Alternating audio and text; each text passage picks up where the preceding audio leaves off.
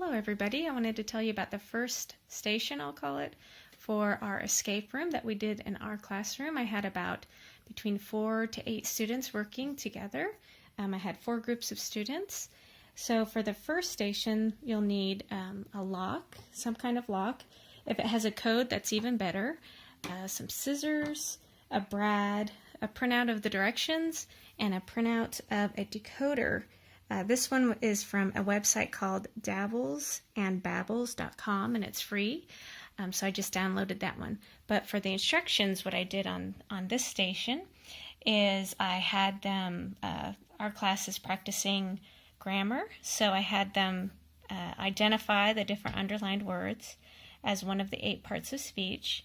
So they fill those numbers in here, and then they plug those numbers into a math equation. So they're getting both English review and math review, and the answer gives them the code to unlock the lock. And so what I did with the lock was I actually put it on the scissors so that they can't use the scissors until they figured out this code. Show you how we did the lock.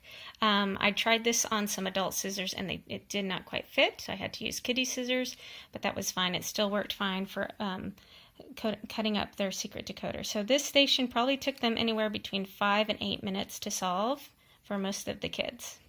And then the directions are to use the scissors to cut their paper decoder, and then it tells them which station to move to next.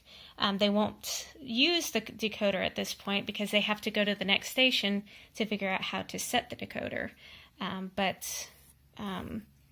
So you will also need to provide them with one brad to put that together. And that's all you need for station 1.